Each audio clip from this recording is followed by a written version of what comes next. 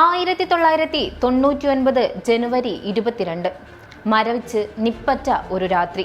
കാരുണ്യത്തിന്റെ ഭാഷയ്ക്ക് എത്രമാത്രം ക്രൂരത കൊണ്ടാണ് ഈ മണ്ണിൽ ചിലർ മറുപടി നൽകിയത് എന്ന് ലോകം കണ്ട രാത്രി. ഒഡീഷയിലെ മനോഹർപൂരിലെ മരവിപ്പിക്കുന്ന തണുപ്പുള്ള ഒരു ജനുവരി രാത്രിയിൽ വാനിൽ കെട്ടിപ്പിടിച്ചുറങ്ങിയ ഒരച്ഛനെയും 2 പിഞ്ചുമക്കളെയും ജീവനോടെ കത്തിച്ചു ചാമ്പലാക്കിയ ആ രാത്രി. പറഞ്ഞു വരുന്നത് ഓസ്ട്രേലിയൻ മിഷണറിയായ ഗ്രഹാം സ്റ്റെയിൻസും അദ്ദേഹത്തിന്റെ മക്കളായ 11കാരൻ ഫിലിപ്പും 7കാരൻ തിമോത്തിയും മരണപ്പെട്ടത് എങ്ങനെയെന്നതിനെ കുറിച്ചാണ്.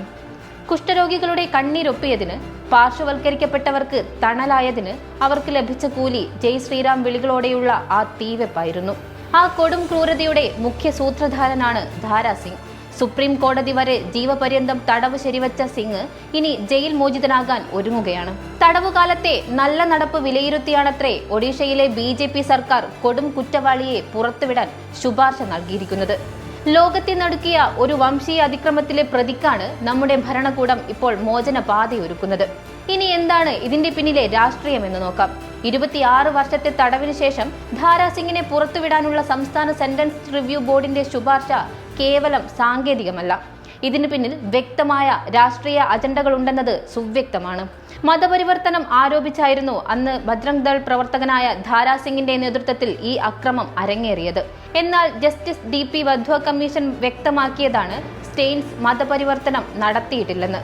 അദ്ദേഹം ചെയ്തത് ഒഡീഷയിലെ ആദിവാസികൾക്കും കുഷ്ഠരോഗികൾക്കും ചികിത്സയും പുനരധിവാസവും നൽകുക മാത്രമായിരുന്നുവെന്ന്. എന്നാൽ ഇപ്പോൾ ഒഡീഷ ഭരിക്കുന്ന BJP സർക്കാരിന്റെ നിലപാടുകൾ നമ്മളെ ഒട്ടും അത്ഭുതപ്പെടുത്തുന്നതല്ല.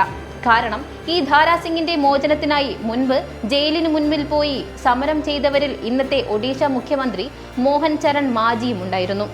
അക്രമികൾക്ക് പരസ്യ പിന്തുണ നൽകിയവർ ഇന്ന് ഭരണകൂടത്തിന്റെ തലപ്പത്തിരിക്കുമ്പോൾ ക്രൂരതയുടെ പ്രതീകങ്ങൾക്ക് നല്ല നടപ്പിന്റെ സർട്ടിഫിക്കറ്റ് ലഭിക്കുന്നതിൽ എന്ത് അത്ഭുതമാണുള്ളത് എന്ന ചോദ്യത്തിന് ഒട്ടും പ്രസക്തിയില്ല എന്ന് ഈ രാജ്യത്തെ ജനങ്ങൾക്ക് നന്നായി അറിയാം. ഗുജറാത്തിലെ ബിൽക്കിസ് ബാനു കേസിൽ പ്രതികളെ പൂമാലയിട്ട് സ്വീകരിച്ച അതേ രാഷ്ട്രീയത്തിന്റെ തനിയാവർത്തനമാണിത്.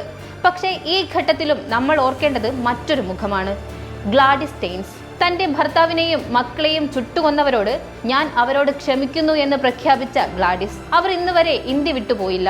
പകരം ഇവിടത്തെ കുഷ്ഠരോഗികളെ പരിചരിക്കാൻ ഭർത്താവ് തുടങ്ങിവെച്ച ആതുരാലയം അവർ പൂർത്തിയാക്കി. പ്രതികാരമല്ല, സ്നേഹമാണ് വലുതെന്ന് ഈ നാടിനെ പഠിപ്പിച്ചതിന് രാജ്യം അവരെ പത്മശ്രീ നൽകി ആദരിച്ചു.